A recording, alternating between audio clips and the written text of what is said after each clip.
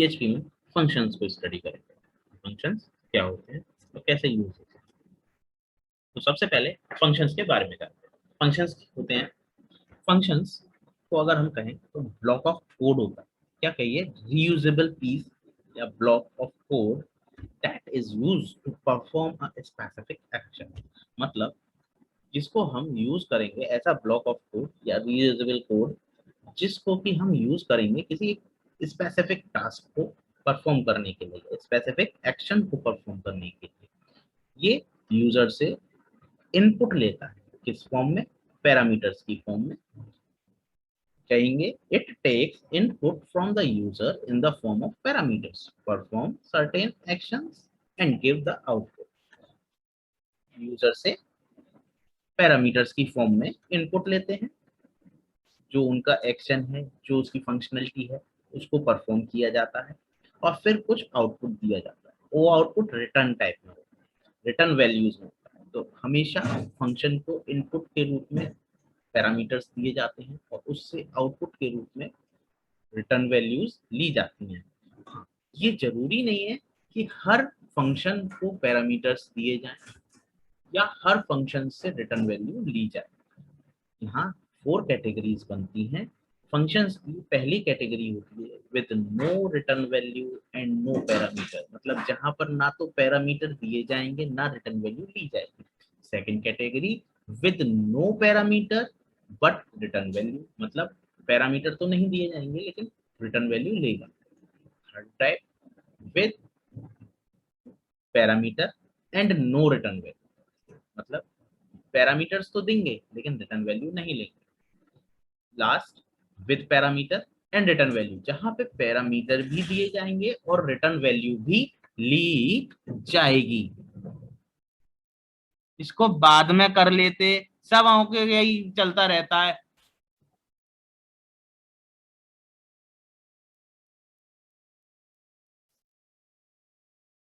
इसीलिए यहाँ पर ये लाइन लिखी गई, functions can either return values when called और can simply perform an operation without returning any value. जैसे हम सी में पढ़ते हैं कि हर फंक्शन के लाइफ साइकिल में 3 स्टेप्स होते हैं।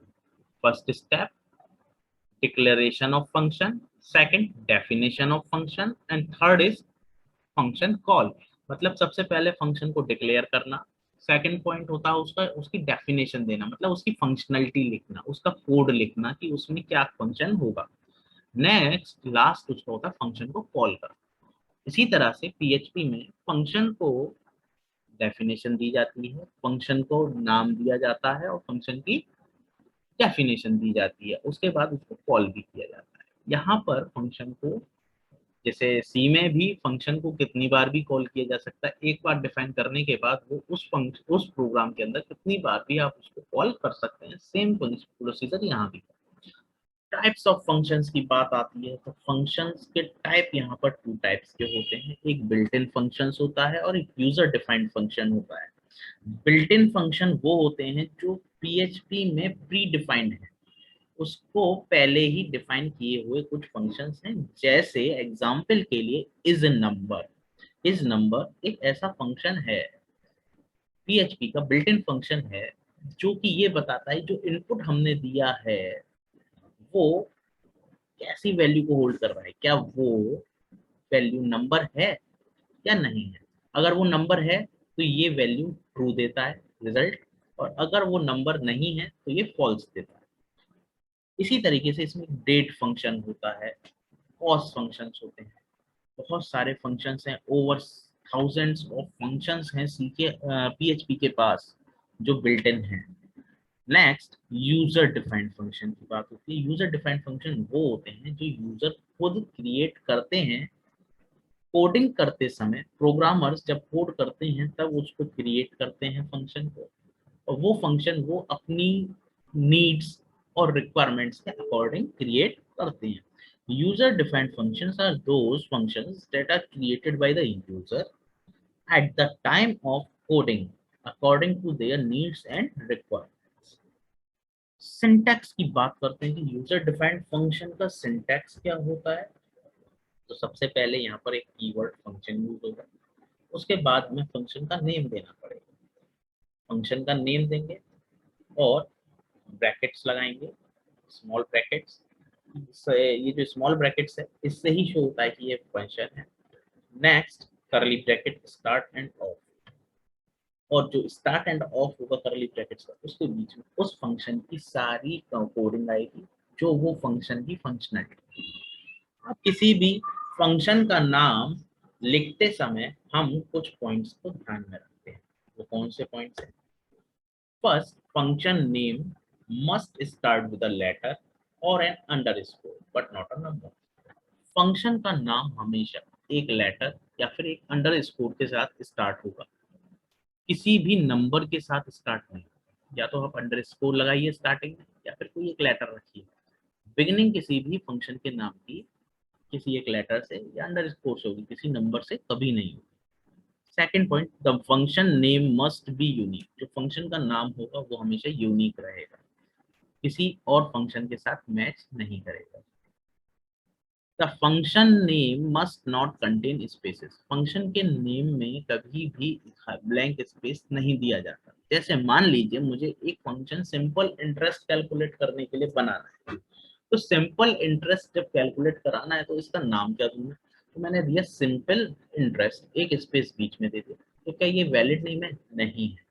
जब मैंने उसके नाम के बीच में एक स्पेस दे दिया तो इसका मतलब ये फंक्शन का नाम वैलिड नहीं है। अगर मुझे उसे वैलिड करना है तो दो तरीके हैं, या तो सिंपल और इंटरेस्ट को एक साथ जोड़ दूं, या दूसरा तरीका है कि सिंपल के बाद एक अंडरस्कोर लगाऊं देन इंटरेस्ट लिखूं, तो स्पेस भी दिखेगा बीच में और पता भी रहे और ये नाम भी एक वैलिड हो जाएगा अंडरस्कोर के साथ।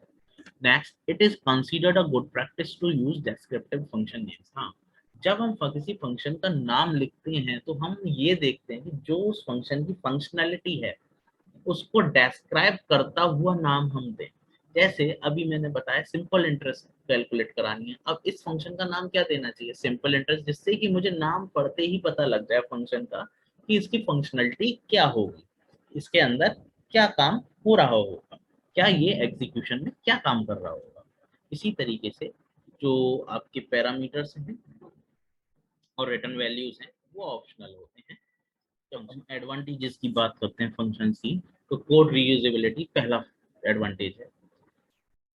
PHP functions are defined only once and can be invoked many times like in other programming languages। मतलब जब हम एक फंक्शन बना देते हैं तो उस कोड को हम अपने फंक्शन में उस फंक्शन को कितनी भी बार कॉल कर सकते हैं, जिससे कि उस कोड की रीयूजेबिलिटी उस प्रोग्राम के अंदर बढ़ जाती है। Less code. अब मान लीजिए वो जो कोड था जो इसके लिए मैंने फंक्शन बनाया वो 5 लाइन का कोड था। अब उसको मैं अपने प्रोग्राम में 10 टाइम्स रिपीट करता हूँ, तो क्या होगा? जो 5 लाइन्स थी उनको इंटू 10 करिए तो 50 लाइन्स हो गई। अगर मैं उसको फंक्शन नहीं बनाता तो उस लाइन की मेरे को 50 लाइन्स लिखनी पड़ती। और जब वो फंक्शन बन गया तो क्या हुआ? 10 टाइम्स तो उसको रिपीट करना है, एक एक बार कॉल करना होगा, तो 10 लाइन्स और 5 लाइन्स ऊपर फंक्शन के साथ, तो 15 लाइन्स। जो काम मैं 50 लाइन्स में कर रहा था वही काम मेरे फंक्शन के थ्रू 15 लाइन्स के अंदर हो गया। तो इसका मतलब मेरा कोड छोटा हो गया, कोड कम लिखना पड़ा मुझको। कोड कम लिखना पड़ेगा तो मेरी डबल सेविंग होगी, तो टाइम की भी सेविंग होगी और दोबारा लिखने से भी हम लोग फ्री रहेंगे। Easy to understand. हाँ, ये कोड्स, ये फंक्शंस की वजह से हम लोग जो प्रोग्राम के कोड्स होते हैं वो इजीली अंडरस्टैंड कर सकते हैं। आइए देखते हैं इसका इम्प्लीमेंटेशन। स्टूडेंट्स, यहाँ पर मैंने एक कोड लिखा, hello viewers and welcome to this tutorial. इस कोड को मुझे 3 टाइम्स यूज करना है इस कोड के अंदर, और जिसको मैंने किया।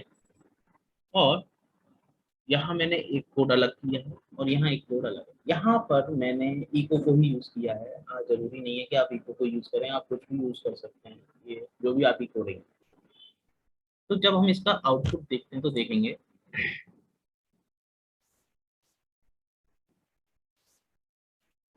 ये आ रहा है आपके सामने, हेलो व्यूअर्स ट्यूटोरियल, उसके बाद दिस, ये लाइन थी मेरी, this is first code, hello viewers this, again this is second, and next again. अब इस तरीके से मैंने देखा कि मेरे को दिस कोड जो हमारा 5 लाइन का कोड था, ये इसको 3 टाइम्स मैंने रिपीट किया और उसको क्या किया, 3 टाइम्स राइट डाउन किया, तब उसे एग्जीक्यूट किया। अगर मैं इसको यूज करता किस तरीके से कि इसको फंक्शन बना देता। अब फंक्शन कैसे बनाते हैं, सबसे पहले फंक्शन कीवर्ड आएगा, तो फंक्शन कीवर्ड, उस फंक्शन का नाम, अब नाम में कुछ भी कर सकता। अब मेरे को ये मैसेज देना है तो MSG करके मैंने मैसेज दे दिया और ब्रैकेट, इसके बाद करली ब्रेसेस स्टार्ट करा मैंने, ये कोड आ गया करली ब्रेसेस के अंदर,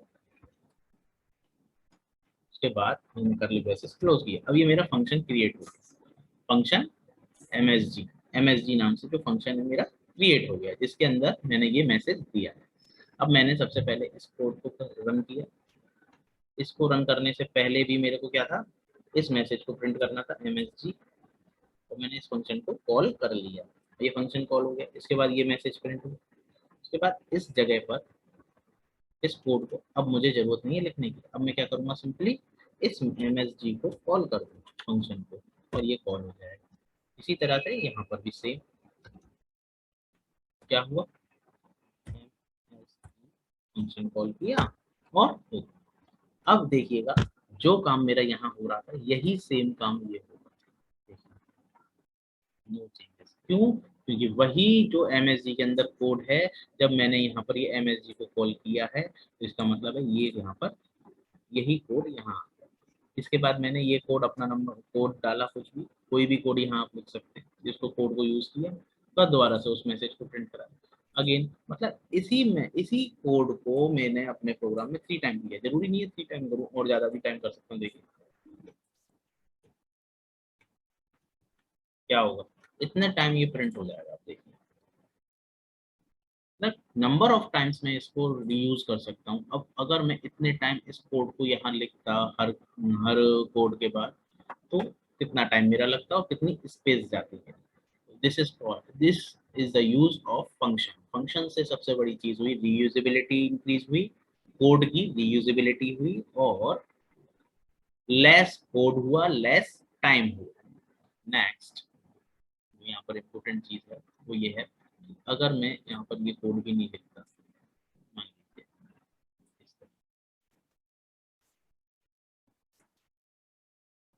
तब क्या होता, तब बस ये मैसेज प्रिंट होता, नंबर ऑफ 3 टाइम्स ये मैसेज प्रिंट हो जाता बस इस तरह। कितनी भी बार मैं उस मैसेज को कॉल कर सकता हूँ। हमेशा ध्यान रखिएगा फंक्शन को बनाते समय 2 चीजें ध्यान रखनी है, एक फंक्शन की डेफिनेशन होती है और एक फंक्शन का कॉल होता है, कि जब हम उस फंक्शन को कॉल कर रहे हैं जो भी पैरामीटर्स या आर्गुमेंट्स होते हैं फंक्शन के, इन ब्रैकेट्स